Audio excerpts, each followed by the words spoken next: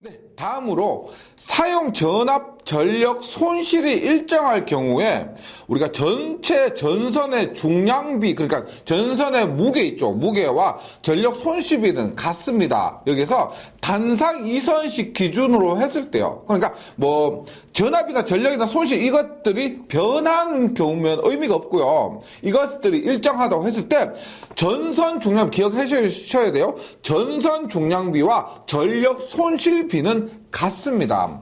이게 제가 예전에는 유도를 해드렸는데요. 이 유도해드린 부분이 좀 많이 복잡하다 보니까 혼란만 가중시키고 해서, 그리고 이 부분이 자체가 응용되는 거 아닙니다. 이 결과만 기억해 주셔도 무방하기 때문에 요것은 암기를 해주시면 되겠습니다. 그래서 보세요. 뭐 간단하게 전선 중량비입니다. 중량비. 예. 이것이 손실비인데, 얘도 우리가 저번 시간에 했던 것처럼 단상 이선식 기준으로 했을 때요. 단상 이선식 기준으로 했을 때 보세요.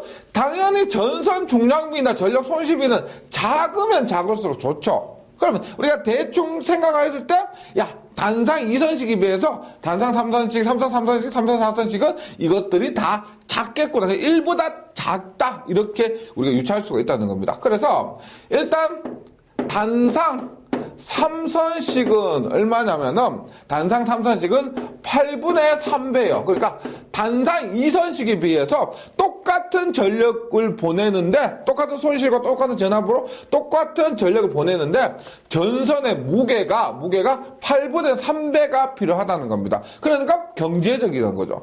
8분의 3배는 얼마나? 37.5%입니다. 37.5%. 그 다음에 삼상 3선식의 3선식은 얼마냐면 4분의 3배요. 4분의 3배. 4분의 3배. 그러니까 얼마요? 75%입니다. 삼상 3선식은.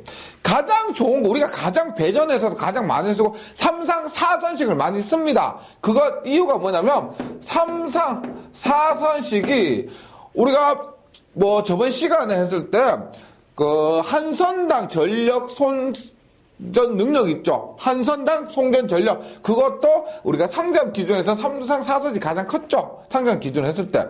그리고 이거 전선 중량비 또한 얘가 가장 작습니다. 이 값은 작을수록 좋은 거예요. 얼마냐면 3분의 1배예요. 3분의 1배. 얼마요? 33.3%가 되는 겁니다. 그래서 요거 수치만 반드시 좀 외워주시고요. 이 수치만 외워주셔도 전혀 문제가 없습니다. 네. 꼭 기억을 해주시고, 그 다음에 단상 3선식의 장단점이 있는데, 이 단상 3선식을 뭐 삼상 3선식, 삼상과 비교하는 게 아니고요. 똑같은 단상 하에서 단상은 2선식이고 3선식이 있는데, 단상 2선식 쓸 그것보다 3선식을 쓰면 어떤 장점이 있느냐 하는 겁니다. 그래서 보세요. 단상 3선식인데 뭐 대부분 장점이 많습니다. 장점이 많은데 먼저 볼게요. 일단 장점에서 전압 전류가 일정할 경우, 요거 앞에서 했죠. 한 선당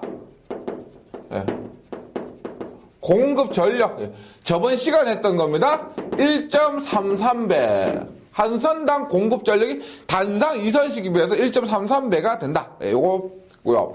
그 다음에 요 앞에서 했죠. 전선 중량비 혹은 전력 손실비가 얼마로 된다? 8분의 3배로 된다는 겁니다. 8분의 3배. 이렇게 되는 거예요. 기본적으로 단상 2선식에 비해서. 그 다음에 단상 3선식은 두 종류의 전압을 얻을 수 있다.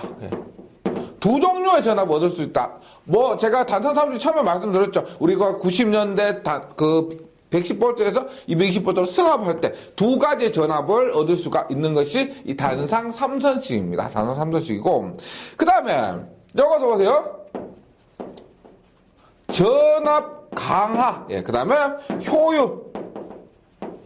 전압 강하는 떨어지고요. 전압 강하는 더 적어지고, 효율은 좋습니다. 그래서 전력 손실이 감소하기 때문에 그렇습니다. 이것도 단상 2선식 대비해서 이런 장점이 있습니다. 네, 요것들은 뭐 말씀드렸던 부분이고요. 요것도 단상 3선식에서 기본적인 조건이고, 전압 강화와 효율이 우리 전력 손실이 감소하기 때문에 여기 전력 손실비가 떨어진다 그랬죠. 그래서 손실비가 떨어지기 때문에 효율은 증가하게 되고 전압 강화 또한 감소하게 되는 겁니다. 네.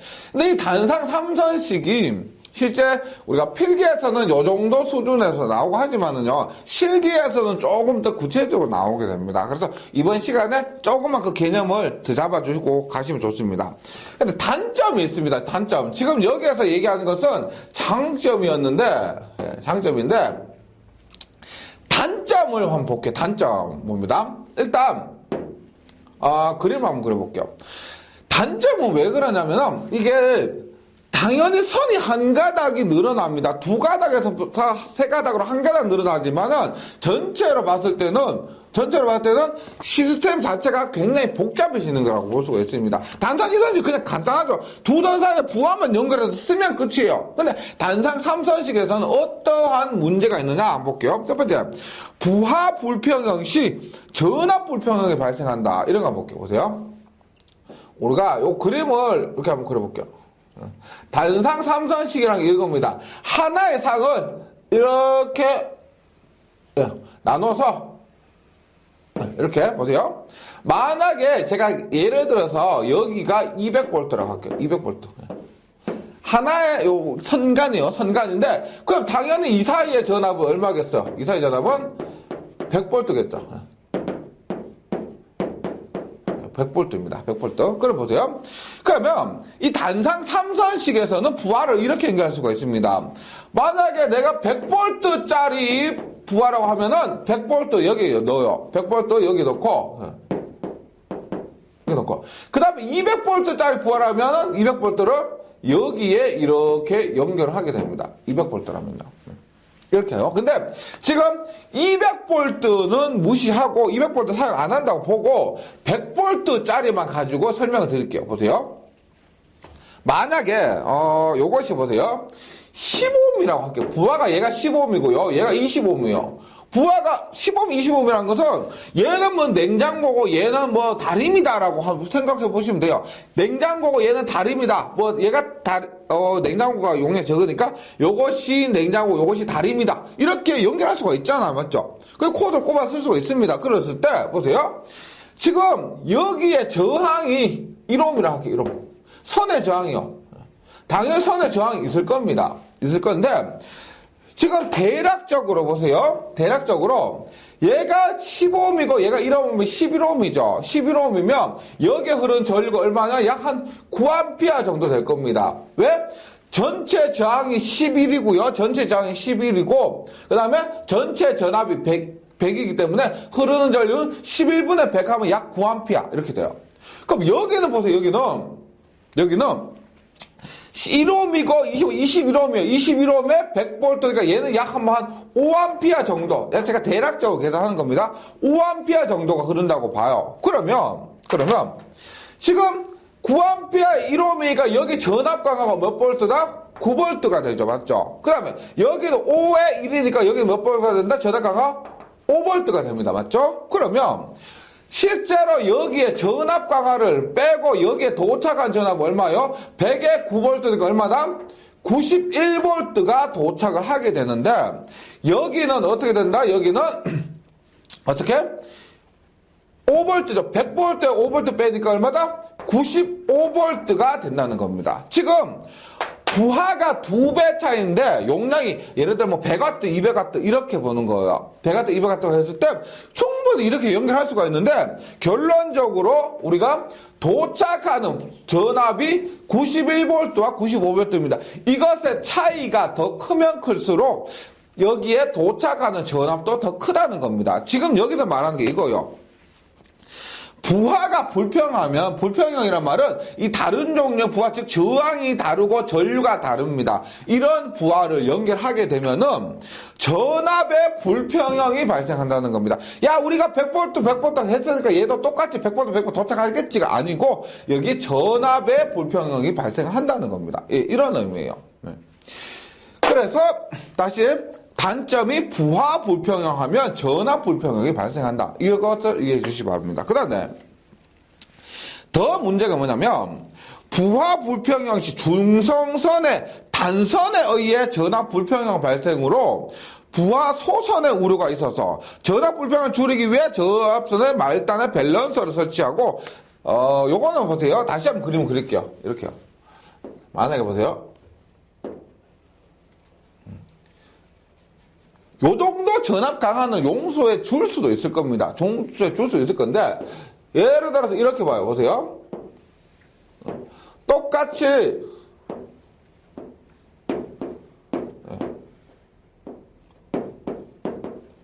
얘가 15ohm이고 25ohm이요. 15ohm이고 25ohm이요. 그리고 보세요.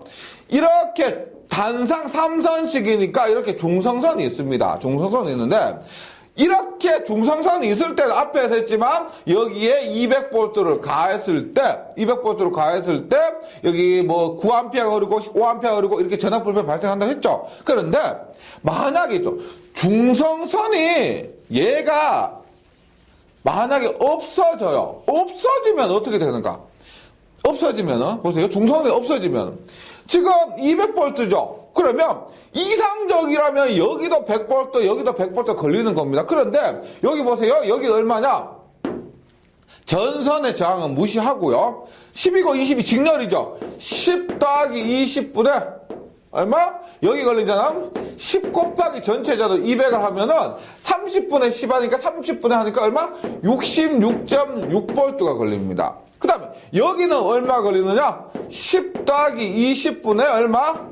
20 곱하기 전체에서 200 하니까 얼마? 133V가 걸리게 될 겁니다. 즉 내가 만약에 이렇게 단상 3서식 운전하다가 이렇게 중성선이 없어지면은 여기에는 얼마? 66.6V, 여기에는 얼마? 133.3V가 걸리게 된다는 거죠. 이렇게 되는 겁니다. 그러면 앞에서 중성선이 있을 때는 또 괜찮았어요. 근데 중성선이 끊어져서 없어지니까 얘는 보세요. 100V 들어와야 되는데 66.6V 들어오니까 동작 안 하면 말죠. 맞죠? 동작 안 하면 괜찮습니다. 우리가 여기 전력 P는요. P는 R분의 V 제곱에 의해서 전압이 100V, 66.6V 되잖아. 그러면 전력은 거의 0.4배가 되는 겁니다. 즉 6.6의 제곱이 되는 거예요. 66.6%의 제곱하면 전력 거의 0.4배가 되는 겁니다. 0.4배. 그럼 이때는 얼마나? 똑같이 하면 1.33배 제곱을 하잖아요. 1.3배 제곱하면 13 곱하기 13 169 정도 됩니다. 169인데 1.33이니까 제가 대략적으로 해서 1.7배 정도가 되는 거예요. 1.7배 정도. 그러면 얘는 동작 안 하면 괜찮다. 얘 같은 경우는 어떻게 된다? 전압도 너무 커지고 전력도 너무 커지니까 부하가 소손이 될 수가 있습니다. 부하가 파괴된다는 거. 절연이 파괴되거나 혹은 부하가 파괴될 수가 있다는 겁니다. 그래서 여기 다시 읽어보면은 부하 불평형 시 중성선이 있을 때는 괜찮은데 중성선이 없으면 중성선의 단선에 의한 전압 불평형 발생으로 부하 소선이 발생한다. 왜 전력이 이만큼 되고 전압이 이렇게 커지니까 부하 소선의 우려가 있어. 이렇게 전압 불평을 줄이기 위해서 저압선의 말단에 밸런서를 설치한다는 겁니다. 우리가 밸런서란 것은 우리가 하나의 단권 변압기예요. 하나의 변압기인데 그것을 설치해서 밸런서 자체가 균형을 맞춘다. 밸런스 이런 말이죠. 그래서 전압의 균형을 맞추기 위해서 여기 부하단에 이렇게 저압 밸런서를 설치해 준다는 겁니다. 예. 이 저압 밸런서 자체에 대해서는 크게 신경 안 쓰셔도 되고 요즘 크게 많이 사용하지 않으니까. 근데 여기에 이것을 방지하기 위한 방편으로 전압 불평을 방지하기 위한 방편으로 저압 밸런서를 설치해 준다. 그 다음에 이런 것도 있죠. 우리가 중성선이 왜 끊어질까요? 여기에 만약 이렇게 퓨즈예요, 퓨즈. 퓨즈를 연결을 하면은 중성선이 끊어진다는 겁니다. 그래서 저번 장에 우리가 문제도 있었지만은 중성선에는 퓨즈 설치하지 않는다고 했죠. 단상 2선식에서는 접지선에 퓨즈 설치하도 되지만 뭐 나머지 부분에 있어서 중성선에 퓨즈 설치하면 안 됩니다. 왜 그러냐면은 중성선에 퓨즈 설치하다가 혹시나 과전류로 인해서 끊어지게 되면은 이런 것 같은, 이와 같은 전압 불평형 현상에 의해서 소손이 되는 현상이 발생한다는 겁니다. 그래서 이 부분을 말이 조금 어렵지만은요, 단상 3선식의 가장 큰 단점이 이것이 되는 겁니다. 이것이요. 그 다음에 제가 뭐, 단상 3선식에 있어서 조금만 설명을 드리면은 이렇게 되는 거예요. 보세요. 우리가 단상 3선식이, 부하가 이렇게 흐르죠. 부하가 이렇게 있을 때 여기에 이렇게 있습니다. 그러면 보세요. 얘가 200V라는 것은 보세요. 전위가 200V라는 건 여기가 0V고요. 여기가 100V고요. 여기가 200V라 이 말입니다. 이 말이에요. 그래서 실제 전류가 어떻게 흐르냐면은 이렇게 200V에서 이렇게 전류가 흐릅니다. 이렇게 흐르는데 지금 요것이 이렇게도 흐르고 이렇게 흐르고 이렇게 흐르는 겁니다. 즉 전류는 전위가 높은 곳에서 낮은 곳으로 흐르잖아요. 맞죠? 그래서 높은 곳에서 낮은 곳으로 흐르기 때문에 실제 전류의 흐름을 보면 이렇게 되는 겁니다. 200에서 100으로도 흐르고 200에서 0으로도 흐르는 거예요. 그 다음에 100에서 이렇게 0으로도 흐르는 겁니다. 그랬을 때 지금 얘가 보세요. 이렇게 흐르는 전류가 있고요. 여기에 100에서 흐르는 전류는 이렇게 반대편으로 발생하는 겁니다. 반대편으로 흐르게 되는 거예요.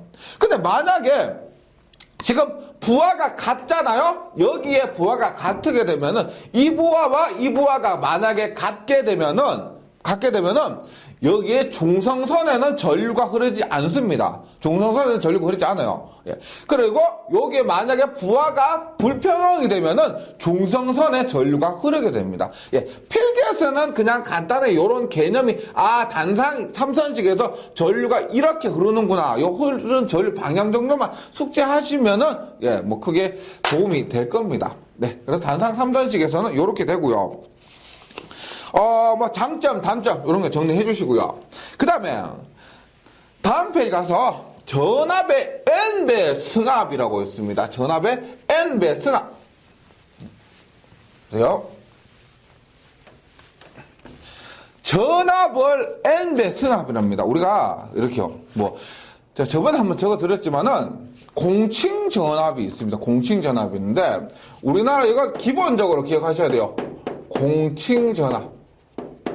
보세요. 우리가 가장 작은 거 110V 알고요. 220V, 그 다음에 380V에 440V가 있습니다. 이것이 우리가 저압이에요. 저압이고, 그 다음에 3.3kV와 6.6kV가 있습니다. 이것이 고압입니다. 고압. 근데 우리가 특고압은 일반적으로 22kV도 있어요. 22kV도 있는데 잘 사용 안 하기 때문에 그래요. 저번에 한번 제가 빼고 말씀드렸는데 거의 사용은 잘 안 합니다. 최근에. 22kV, 그 다음에 22.9kV. 그래요. 얘는 우리가 보통 델타 결선이고 얘는 보통 Y 결선입니다. 네, 이렇게요. 22.9kV, 그 다음에 66kV에, 떠세요? 1호, 4kV에, 3, 4, 5kV에, 765kV. 이런 것이 특고압입니다. 특고압. 근데 우리가 궁금한 건 이거죠. 우리가 예전만 해도 3.4kg, 6.6kg 예전에 이렇게 했었습니다. 우리가 처음에 일제시대 전기 처음에 들어왔잖아요. 일제시대 처음 전기 들어오고 했을 때 이런 전기를 썼습니다. 갈수록 우리가 이렇게 전기 높아져. 시내에도 22.9kg 가죠. 66kg 또 요즘 사용 잘 안 하는 편이에요. 154, 345, 765 이거 최근에 많이 건설하려고 노력하고 있죠. 그래서 154와 345kg 이것이 송전에 가장 많이 사용되는 그런 전압입니다. 그러면 분명히 이것도 마찬가지지만은 우리가 예전에 90년대 왜 110에서 220V 이렇게 승합을 했느냐는 겁니다.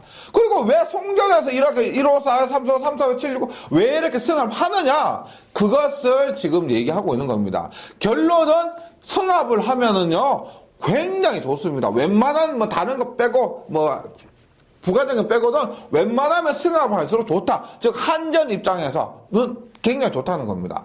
왜 그러느냐 한번 볼게요. 보세요. 공식으로 어렵지 않게 유도가 될 수가 있습니다. 잘 보세요. 일단 전력 손실인데 우리가 앞에서 했고요. 지금 여기에서 단상 이선식 기준으로 말씀드릴게요. 단상 기준으로 제일 간단한 게 삼상, 4선식 전부 똑같아요. 그 관계는 똑같으니까 단상 이선식 기준으로 말을 하면 됩니다. 보세요. 전력 손실은 I의 제곱 R입니다. 전선에 흐르는 전류고요. 얘는 전선 두 가닥에 저항이 됩니다. 맞죠? 그랬을 때 I는 얼마예요? I는 V분의 우리가 P는 전력은 유효전력이라고 했을 때요. 유효전력이라고 했을 때 VI 코사인 세타가 되죠. 따라서 I는 얼마? V 코사인 세타분의 P가 되고요. 제곱 R이 됩니다. 이렇게요. 그러면 전력 손실은 어떻게 된다? V제곱 코사인 제곱 세타분의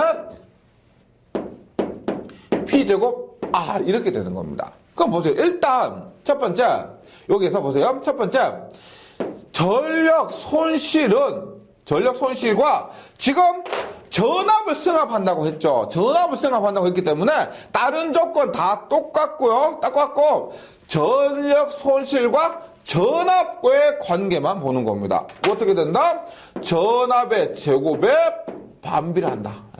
즉 전압이 2배가 되면 다른 조건 똑같은 상태에서 전압이 2배가 되면 전력 손실은 몇 배가 된다? 4분의 1배가 된다는 겁니다. 4분의 1배. 네, 이렇게 되는 거. 그 다음에 이거 3장에서도 했지만 뭐 역률도 얘기를 하면 역률의 제곱에도 반비례하게 됩니다. 그래서 역률도 크면 좋고 손실도 요거 전압도 크면 좋다. 그렇게 해야 날아가는 전력 손실을 감소시킬 수가 있다. 이 말입니다. 예, 맞죠? 그 다음에 전력 손실률이라고 해요. 전력 손실률. 네, 전력 손실률. K는 전력 손실률은 뭐냐? 전력 손실률은 전력분의 전력 손실입니다. 전력 손실 요거 있죠? 전력분의 전력 손실이에요. 그럼 얘를 하면은 보세요. 이 공식 집어넣어요. P분의 전력 손실 얼마? V 자승 코사인 제곱 세타분의 얼마? P 제곱 R 하니까 P가 하나 약분되죠. 맞죠? P가 하나 약분되고 결론은 뭐다? V 제곱 코사인 제곱 세타분의 PR 이렇게 되는 겁니다. PR. 네. 그리고 요것을 보세요. 이 R 값은 우리가 2장에서 했었지만 선로정사도 했지만 로 A분의 L이 되죠. 맞죠? 그래서 요거 나온 김에 전력 손실이 나온 김에 보세요. 전력 손실이 나온 김에 이렇게 써요. V 자승 코사인 제곱 세타분의 얼마? P 곱하기 R이 얼마다? 로 L, A분의 로 L이죠. 그래서 A분의 로 L 이렇게도 쓸 수가 있습니다. 네. 그런데 일단 여기에서 우리가 이 공식에서 알 수 있는 것이 전력 손실률도 전압의 제곱에 비례한다는 것을 알 수가 있습니다. 전력 손실률도요. 그렇죠? 이거 자체가 어렵지 않죠? 전력 손실률은 전압의 제곱 반비례한다. 전력 손실과 마찬가지라는 겁니다. 마찬가지고. 그 다음에 공급 전력이 있습니다. 공급 전력 P는 보세요. 공급 전력 P는 이 공식을 갖고 와요. 이 공식. 그래서 이 공식 갖고 이 공식 보세요. 공급 전력을 우리가 얼마나 공급할 수가 있나 보세요. P는 이 공식에서 어떻게 할 수가 있어? P는 넘어가죠. 얼마? R분의 얼마? K V 자승 코사인 제곱 세타 이렇게 되는 겁니다. 맞죠? P는 나머지가 넘어가는 거 얼마? R분의 K분의 자승 코사인 제곱 세타 이렇게 되는 거예요. 그래서 여기에서 우리가 알 수 있는 건 뭐다? 전력은 전압의 제곱에 비례한다는 겁니다. 즉 내가 만약에 전압을 2배로 올렸다면은 보낼 수 있는 전력은 4배가 된다는 거예요. 4배가 되는 겁니다. 이런 말이에요. 그 다음에 이 공식 있죠. 이 공식을 갖고 와요. 이 공식 갖고 와요. 보세요. 지금 우리가 그 전력도 했는데 이제 뭘 하냐면 전선의 단면적을 봅니다. 전선의 단면적은 크면 클수록 뭐요? 비싸죠. 전선이 굵어질수록 비싸게 됩니다. 그래서 요 공식에서 보세요. 전선의 단면적은 올라가는 거 얼마? V 자승 코사인 제곱 세타 그다음에 전력 손실 K분의 얼마가 된다? P 로 L이 되는 겁니다. 예. 중요한 거는 뭐다? 여기에서 중요한 것은 똑같죠? 단면적은 전압의 제곱에 반비례한다는 거야. 전압의 제곱에 반비례. 그래서 전압이 2배가 되면 전선의 단면적은 4분의 1이 된다는 겁니다. 따라서 단면적은 어떻게? 전압의 제곱에 반비례하는 거야. 그러니까 지금 보시면 커야 될 거, 좋아야 될 거 전부 제곱 비례하고요. 작아야 될 거 전부 제곱 반비례하고 이렇다는 겁니다. 예. 그 다음에 전선의 길이입니다. 길이. 보낼 수 있는 송전 거리라는 거예요. 송전이 다른 조건 다 똑같을 때 얼마의 똑같은 전력 손실과 똑같은 전력으로 얼마만큼 거리를 더 보낼 수 있느냐 이걸 얘기해요. 그럼 보세요. 여기에서 L은 어떻게 돼? L은 얼마다? L은 P 로분의 얼마가 된다? A V 자승 코사인 제곱 세타 K 이렇게 되겠죠. 예. 그래서 결국 뭐다? 요거 있고요. 송전 거리는 뭐다? 전압의 제곱에 비례한다는 겁니다. 전압이 2배가 되면은 거리는 4배를 보낼 수가 있다. 이런 말입니다. 이런 말이고. 공급 거리고. 그 다음에 보세요. 전압 강화와 전압 강화율을 볼게요. 전압 강화율 보세요. 우리가 전압 강화이에요. 대문자 이거 아니고 소문자예요. 전압 강화. 이는 IR입니다. IR이에요. 보세요. IR인데 여기에서 보세요. 똑같은 전력에서는 P는 VI입니다. 맞죠? 똑같은 전력이 왜 P는 VI예요. 여기에서 전압이 N배가 되면은 똑같은 전력이 되기 위해서 전류는 얼마가 된다? N분의 1배가 되는 거죠. 맞죠? 따라서 전압 강화 어떻게 된다? 전압 강화는 I가 전력이 똑같을 때 I가 얼마? N분의 1 IR이 되니까 즉 뭐가 된다? N분의 1 2가 된다는 겁니다. N분의 1이. 따라서 전압 강화는 얼마가 된다? N분의 1에 반비례한다. 즉 전압에 반비례한다는 겁니다. 전압에 반비례한다. 예, 이렇게 되는 거예요. 전압이 N배가 됐을 때 전압 강화는 N분의 1이 됐으니까 얘는 반비례한다. 이렇게 되는 거죠. 그 다음 전압 강화율은 어떻게 되느냐? 전압 강화율은 뭐예요? 당연히 V분의 2죠. V분의 2입니다. 그런데 V가 N배 돼서요. NV가 됐는데 E는 뭐라고 했어요? E는 얼마? N분의 1이가 됐죠. 따라서 N분의 1하니까 얼마? N제곱분의 1 V분의 2가 된다는 겁니다. 즉 처음에 전압 강화에 비해서 N제곱분의 1배가 됐다는 거예요. N제곱분의 1배. 네. 그래서 우리가 이렇게 해요. 전압 강화율은 똑같이 뭐다? 전압의 제곱에 반비례한다. 이런 관계를 얻을 수가 있다는 겁니다. 예. 그래서 제가 처음부터 한번 보면은요, 관계를 한번 보면 보세요. 처음부터 보세요. 지금 이것이 굉장히 중요한데 전력 손실은 어떻게 된다? 전압의 제곱에 반비례합니다. 전력 손실은 전압의 제곱 반비례해요. 그 다음에 요거 전력 손실은 전압의 제곱 반비례하고 역률도 반비례합니다. 그 다음에 전력 손실률은 어떻게 된다? 요거 전압의 제곱에 반비례합니다. 똑같아요. 그 다음에 공급 전력은 어떻게? 전압의 제곱에 비례한다. 단면적은 전압의 제곱에 반비례하고 길이는 전압의 제곱에 비례한다. 그 송전 거리요. 그 다음에 또 뭐가 나왔다? 전압 강하는 전압에 반비례하고 전압 강하율은 전압의 제곱에 반비례하게 된다. 이런 관계가 돼요. 그래서 지금 보세요. 이렇게 돼요. 이것을 통째로 외워주셔야 돼요. 우리가 어떻게 나오서 뭐와 전압의 관계를 물을 수도 있습니다. 어떤 것과 전압의 관계를 물을 수도 있기 때문에 통째로 외워주셔야 되는데 이렇게 보세요. V와 비례하는 건 없죠. 전압과 그냥 비례하는 건 없습니다. V의 제곱과라고 그래요. V 제곱과 비례하는 거. 전압의 제곱과 비례하는 게 뭐가 있었어요? 송전, 전력, 송전, 거리. 전력과 거리는 크면 클수록 좋죠. 멀리 보내면 좋고 많이 보내면 좋습니다. 그래서 이것은 전압의 제곱과 비례하는 거. 그 다음에 V와 반비례하는 거. 반비례하는 거 뭐가 있었어요? 전압 강하. 전압 강하 반비례했습니다. 그 다음에 나머지 V 제곱과 반비례. 전압의 제곱과 반비례가 뭐가 있었다? 전력, 손실, 전력, 손실률, 전력 손실률. 그 다음에 뭐가 있다? 단면적, 전선의 단면적 이런 거요. 그 다음에 뭐가 있었다? 전압 강하율.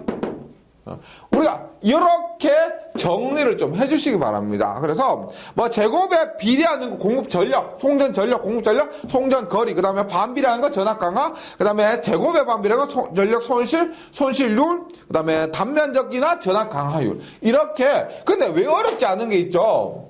요것만 전압 강하만 반비례하고요.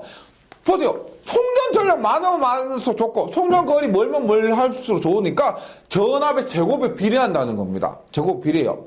그 다음에 전압 제곱 반비례 얘는 다 안 좋아야 되는 거죠. 손실 나빠야 좋습니다. 손실 작아야 좋아요. 그래서 제곱 반비례, 손실률도 마찬가지고 단면적도 그 전선의 내 가격이 비싸기 때문에 작으면 작을수록 좋습니다. 그래서 제곱 반비례, 전압 강하율 또한 마찬가지게 됩니다.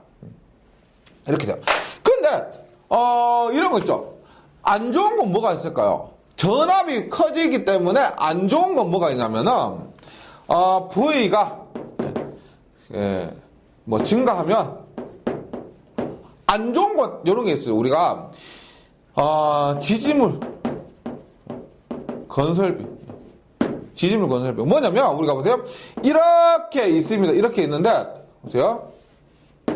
전압의 선간거리가 있습니다. 선간거리가 있을 거예요. 이렇게 있을 때 보세요. 이 거리가 있는데, 요거 거리가 있는데, 절연이 문제가 됩니다. 만약 154km하고 345km라고 하면은, 코로나 배우셨죠? 전선의 선간거리가 가까우면 가까울수록 코로나가 발생하고, 이렇게 서로 방전이 되게 됩니다. 방전이 되기 때문에, 우리가 전압이 높아지면은 이 철탑도 있죠. 우리가 765kg짜리 철탑 하나에 10억씩 이렇게 해요. 10억씩. 그 밑에 345kg 같은 경우는 5억 이렇게 하는데 철탑 자체의 높이가 굉장히 높아지는 겁니다. 왜냐하면 절연의 문제가 때문에 이 선간거리를 더 멀리 해야 돼요. 전선의 전압이 커질수록 선간거리를 더 멀리 해야 되는 그 단점이 있습니다. 그것 때문에 우리가 이런 부분에서 단점으로서 지지물의 건설비 등이 높아지는 이런 단점이 있습니다. 네. 나머지 이런 부분은 모두 정리를 해주시고요.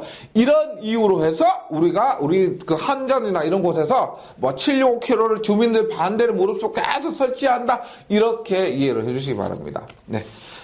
그 다음에 전원의 종류별 송배전 방식의 특성이 있습니다. 전원 종류별 송배전 방식 특성인데 이 부분은 그렇게 어렵지 않습니다. 보세요.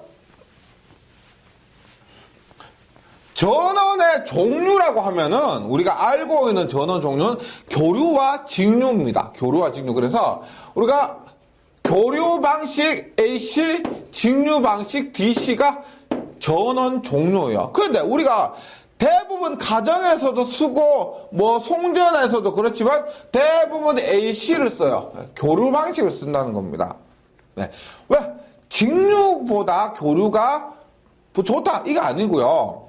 우리가 뭐 예전에 뭐 에디슨하고 혹시 들어보셨는지 모르겠는데 예전에 미국 사람의 똑똑한 사람 2명이 싸웠는데 교류가 이겼습니다. 예, 이게 에디슨이고 요 교류하는 사람이 이겨서 그 뒤로는 계속 교류를 사용하게 되는데 그 외에도 가장 큰 특징은 뭐냐면 얘는 변압기를 해서 변압이 쉽다는 거예요. 변압이 쉽다. 얘는 변압이 어려워. 다 좋아요. 이 직류가 좋은데 변압이 어렵다. 이것을 변압하기 위해서는 컨버터, 인버터 이런 전력 변환 장치가 필요한데 그런 장치가 굉장히 비싸다는 거예요. 그래서 실제로는요. 직류가 더 좋다고 볼 수가 있는데 여기에 우리가 변압 이런 거 앞에서 말씀드렸지만은 전압은 클수록 좋습니다. 이래서 우리가 큰 전압을 사용해서 낮은 전압으로 바꿔서 사용하는데 큰 전압을 낮은 전압으로 바꿔서 사용하는데 이러한 부분에 있어서 AC가 더 유리하다는 겁니다. 한번 볼게요. 일단 교류 송전 방식의 특징이에요. 교류 송전 방식은 가장 큰 특징이 변압기를 이용한 전압의 크기 변환이 용이하다. 변압기를 이용해서 전압의 크기 변환이 용이하다. 그래서 전력 전송을 합리적 경쟁으로 운영해 나가기 위해서 발전단에서 부하단 이런 갖고 가는 전압을 사용하기 편리하고 적당한 값으로 변화시켜 줄 필요가 있는데 그 교류에서는 변압기를 사용해서 이것이 쉽다. 이거 가장 큰 장점이에요. 그 다음에 일관된 운용이 가능하다. 이것은 무슨 말이에요? 우리가 다 교류, 웬만한 기기들은 다 교류 60Hz를 쓰잖아요. 전압의 크기는 다르지만 그 전압의 크기는 변압기를 통해서 바꿀 수가 있고, 그 다음에 모두 60Hz를 쓰니까 우리가 거의 약속이라 한 것처럼 일관적으로 운용할 수가 있다는 겁니다. 그 다음에 삼상 교류 방식에서 회전자기를 쉽게 얻을 수가 있다. 우리가 사용하는 모터에 굉장히 큰 모터들 있죠. 용량 큰 모터들 많은 것을 삼상 유도 전동기를 사용합니다. 근데 전기 기기 시간에 가면 배우는데 삼상 유도 전동기는 교류 전기를 인감하면은 아라고 원판 회전할 수 있는 그런 회전 자기장을 발생시킬 수가 있습니다. 그래서 이런 큰 모터들을 구동하기 위한 회전 자기를 쉽게 발생할 수 있는 것이 이 교류 방식이에요. 예, 이런 장점이 있습니다. 그 직류 송전 방식. 근데 직류 송전, 교류 송전의 반대로 하면 되겠죠. 그러니까 교류 방식의 장점이 직류의 단점이 되고 직류 송전 방식의 장점이 교류의 단점이 될 겁니다. 이렇게 반대로 생각해 주시면 돼요. 그럼 직류 송전 방식이 뭐냐? 절연 계급을 낮출 수가 있다. 무슨 말이냐면 보세요. 우리가 직류 예를 들어서 100kV라고 합니다. 예. 그럼 얘는 실효값, 평균값, 최대값이요. 예. 교류 100kV라고요. 그럼 얘는 뭐다? 교류 100kV는 실효값이에요. 실효값. 예. 근데 보세요. 우리가 절연은 있죠. 절연. 전기가 통하지 않도록 절연은 어떤 값 기준으로 해야 될까요? 절연은 당연히 가장 높은 값, 우리가 실효값이 이만큼인데 절연은 가장 높은 값 기준으로 절연해야 되는 겁니다. 그래야 안전하죠. 그래서 최대값으로 절연을 해야 되는데 지금 우리가 직류에서 실효값 100kg를 쓰면은 얘가 최대값과 같기 때문에 우리는 절연 또한 100kg를 하면 되는 겁니다. 100kg 쓰면 100kg만큼 절연하면 되는 거예요. 근데 교류는 100kg를 쓰잖아요. 근데 최대값만큼 절연해야 되기 때문에 교류에서는 절연을 얼마만큼 어떻게 해야 된다? 141kV, 즉 루트 2배를 더해서 교류는 100kg 쓰는데 나는 141kg 절연해야 되는 거야. 그런 문제가 있습니다. 그래서 직류 송전 방식은 절연 계급을 낮출 수가 있다. 이 말이에요. 송전 효율이 좋습니다. 송전 효율. 왜냐면 직류는 리액턴스 성분이 없죠.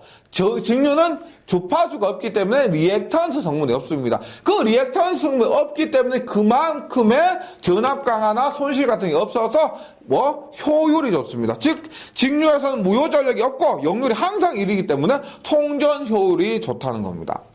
근데 안정도가 좋다. 우리가 안정도 할 때 안정도는 리액턴스가 작아야 되죠. 맞죠? 리액턴스가 작을수록 안정도가 컸습니다. 따라서 직류에서는 리액턴스가 없으니까 안정도가 높다. 이렇게 돼요.